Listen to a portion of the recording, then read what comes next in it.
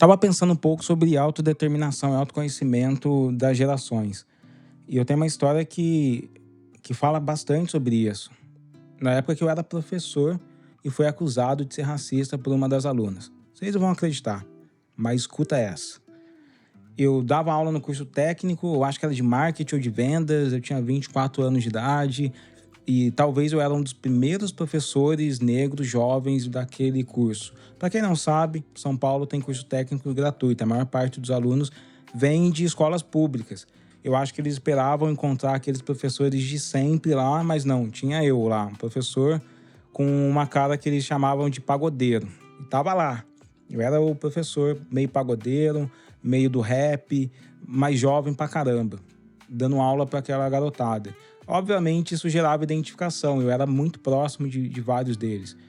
E eu via que alguns tinham muito potencial, cara. Potencial pra caramba, porque eu sei o que é ser um garoto de escola pública, numa escola que tem muitos problemas, que os professores são desvalorizados e por isso não conseguem dar conta de muitas coisas, mas que no final das contas eu consegui para a Uni, consegui passar pela política de cotas, consegui a minha universidade e no final me tornei um professor, sabe? E eu lembro que em vários dias eu ficava trocando ideia com os alunos e dava um papo mesmo, assim, das minhas dificuldades, dava um papo. Eu sempre fui aberto para falar para as pessoas. Quem me conhece sabe que eu sempre estou trocando ideia sobre a minha realidade de ser escritor. Eu não fico aí entrando nesse papo de coaching de que vai tudo dar certo, que vai ser tudo maravilhoso e que não vai ter dificuldade. Eu contava mesmo as coisas que eu vivia. E um dia o diretor me chamou e falou: olha, uma das alunas disse que você foi racista com ela. Eu falei: caramba, como assim, cara? Me explica essa parada. Ele: não, fica tranquilo, porque eu dei muita risada. E falei: você tem certeza do que você tá falando? Olha pro Alê, ele com certeza estava te orientando e não te acusando. Porque numa das conversas que eu tive com a aluna, muito mais jovem, ela era uma menininha pretinha, retinta, que ela era a mais inteligente da sala. Ela era definitivamente uma das pessoas com maior potencial para ser o que ela quisesse ali naquele lugar. Ela era muito esforçada, muito disciplinada. Eu acho que eu via muito de mim nela. E talvez por isso eu tomei a liberdade de falar para ela que no mundo que a gente vive, ela teria que se esforçar 2 vezes mais porque ela é uma pessoa negra. E esse foi o choque. Eu tô pensando na minha cabeça aqui que eu acho que o choque para ela não foi eu ter falado que ela deveria se esforçar mais, mas foi eu ter falado que ela era uma pessoa negra. A região que eu nasci, o Vale do Paraíba, é uma região que, no penúltimo censo que foi lançado, tinha uma das menores autodeclarações negras que vivia. Eu acho que entre 60% e 70% das pessoas que viviam lá se declaravam brancas. Mas não eram. Não é uma região pessoa branca, não. Quem conhece o interior do Vale do Paraíba sabe. É uma região que negava que fosse negro. E eu acho que isso afetou ela, sabe? Ela, ao invés de encarar como um alerta para as coisas que estavam acontecendo, ela encarou como uma ofensa. O diretor ajudou ela a entender. E depois eu conversei com ela também.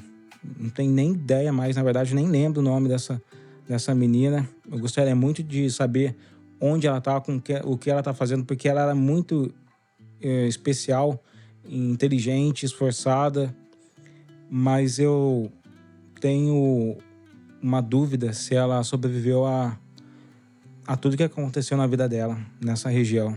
É uma região que, além de ser extremamente negacionista com pessoas negras, também é uma região extremamente machista, principalmente nessa área do marketing, da publicidade, do design. Se você é mulher e está me escutando, você sabe do que eu estou falando. Uma região que até hoje tem um pouco mais de acesso para mulheres dentro de agências em áreas criativas, em capitais, né? Porque você vai ao Brasil aí e ainda questionam a capacidade de mulheres de serem criativas, como homens são teoricamente criativos, sabe? Isso acontece pra caramba.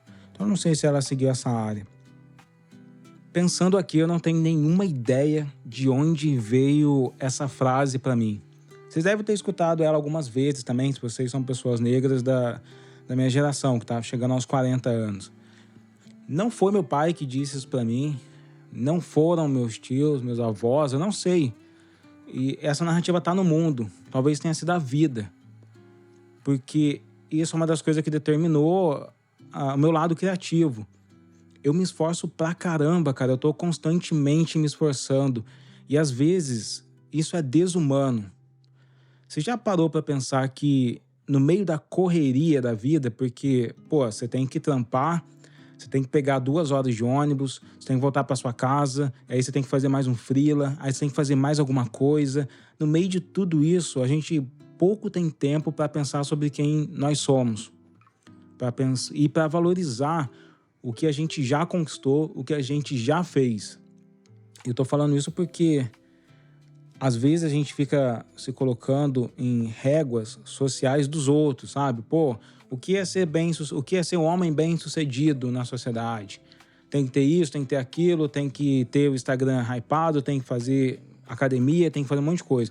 Então, você tem esse consenso do que é o sucesso. Só que você reparou que talvez você já tenha ultrapassado qualquer esforço que qualquer pessoa diferente de você já tenha feito na vida? Ser uma pessoa que sai da periferia da favela e que se torna um professor, tendo que passar por privação de fome, tendo que passar por 2 horas, 3 horas de trânsito, chegando em casa de madrugada e acordando ainda de madrugada para voltar a trabalhar, para depois voltar para casa e fazer um outro cursinho, fazer uma outra coisa. Mano, isso aí é desolador, isso é um esforço pra caramba, é muito esforço.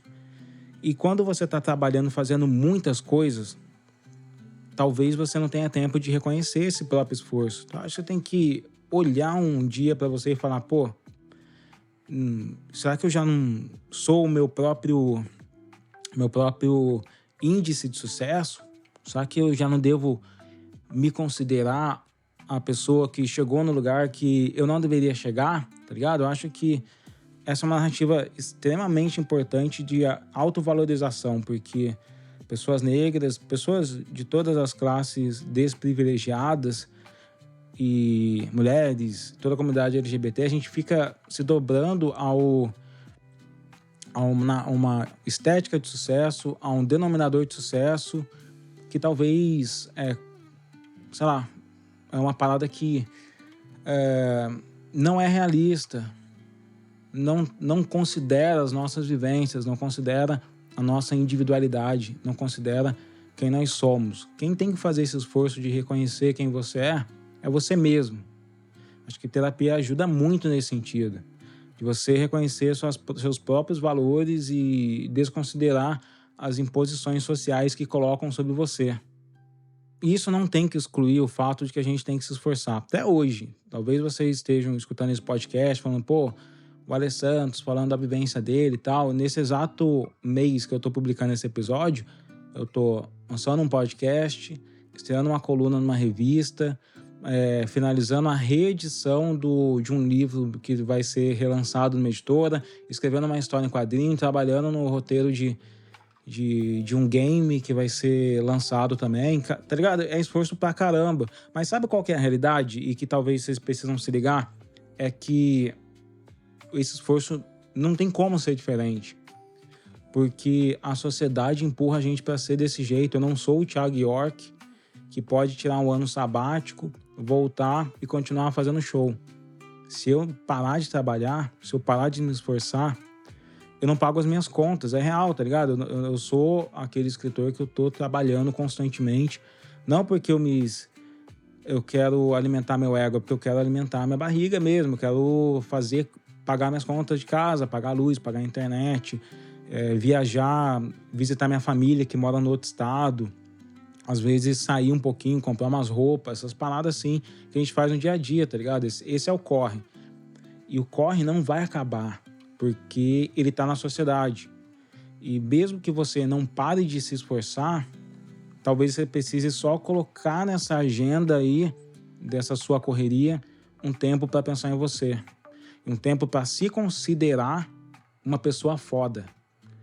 Porque você faz tudo isso, tá ligado? Porque você faz... E é muito louco, porque talvez se vocês estão escutando esse podcast e não conhecem pessoas de classes muito mais abastadas, elevadas, nunca conviveu com playboy.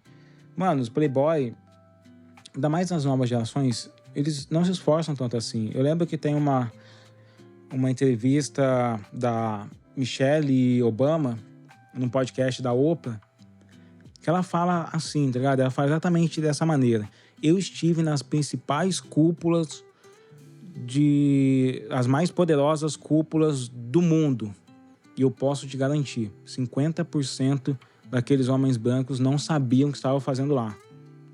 Porque eles, cara, imagina nascer, ter que não precisar trabalhar, já ser preparado com vários cursos em inglês, não precisar ter essa correria, não precisar chegar em casa e ver uma família talvez desestruturada, buscando a correria da vida, sem saber se vai pagar as contas, sem ter um lazer, sem ter cultura, sem ter literatura, sem ter música, arte, essas paradas todas.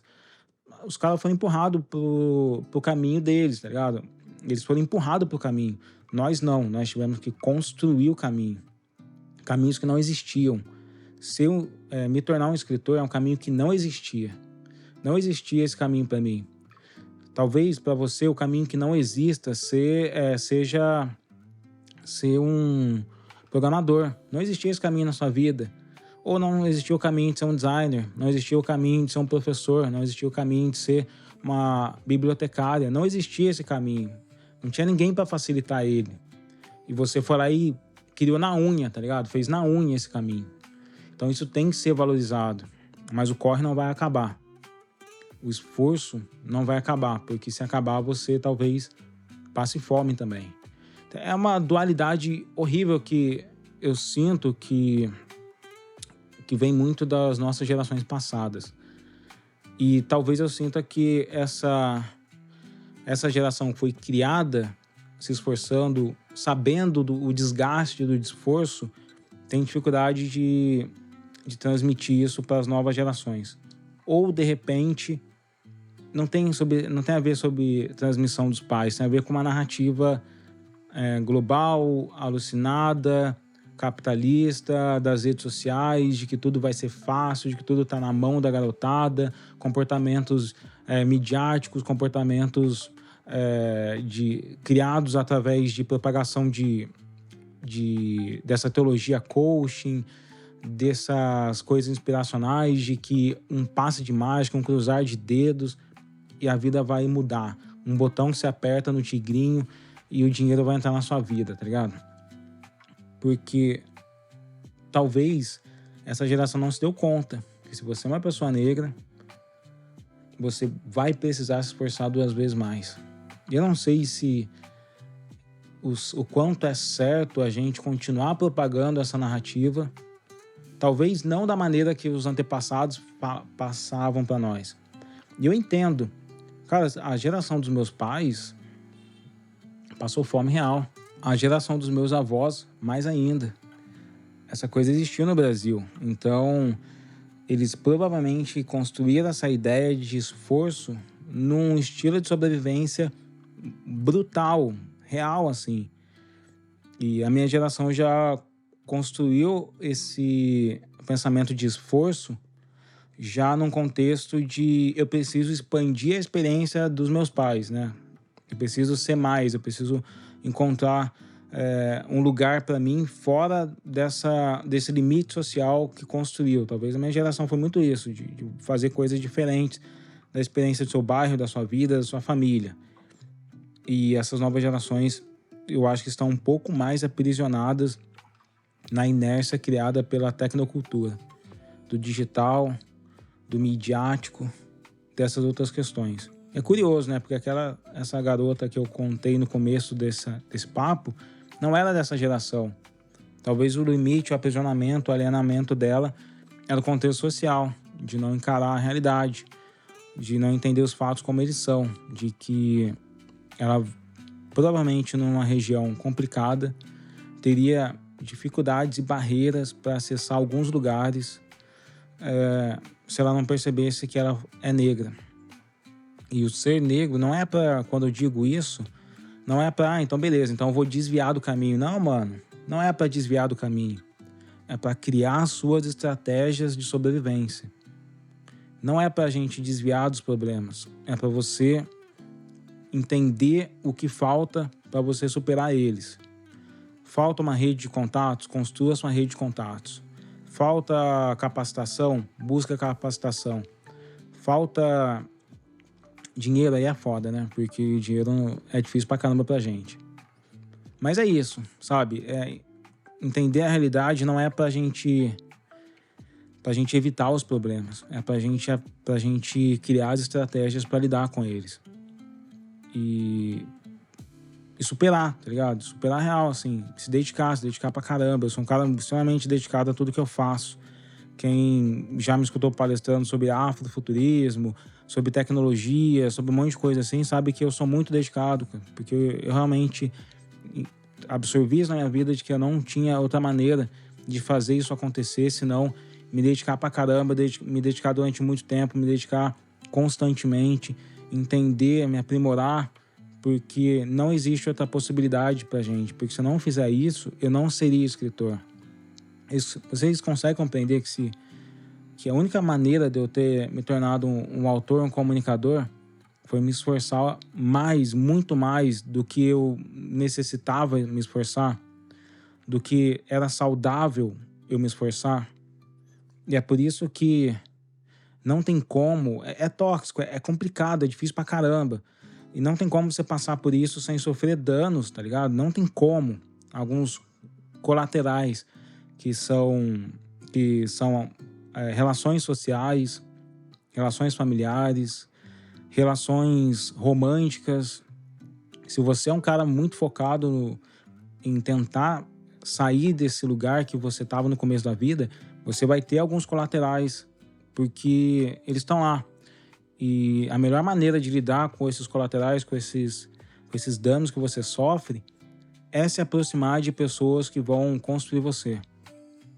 E também evitar os problemas que vão te destruir, tá ligado? Ter um círculo de pessoas que não vão te levar pra sair do seu caminho, pra destruir tudo que você tá construindo, tá ligado? Se afastar dos problemas, evitar as tretas, saber que a construção é o foco, a construção é o que você tá querendo conquistar. Eu tenho certeza absoluta que esse papo todo pode ter trazido memórias, pode ter trazido muitas coisas que vocês passaram na vida, pode ter trazido muitas ideias do que vocês tiveram que superar, do que vocês tiveram que conquistar, ou até mesmo dúvidas, se, será que realmente eu tô pensando em mim? Será que eu realmente sei valorizar as minhas conquistas? Será que eu vou realmente entender como eu me fortaleço a partir de quem eu sou e de como isso vai me ajudar a tomar novas decisões, tá ligado? E se vocês tiverem alguma dessas dúvidas, não deixem de mandar suas mensagens, mandem para mim ali nas redes sociais. A gente tem o nosso grupo, que é o Pra Ser Sincero, que tá o link aqui no podcast, na descrição, que você vai entrar, é dentro do Instagram. Tem muita gente legal lá, conversando, compartilhando, fazendo boas coisas também, tentando se fortalecer, trocando várias ideias sobre a vida. Semana que vem eu tô de volta e esse é o papo de hoje.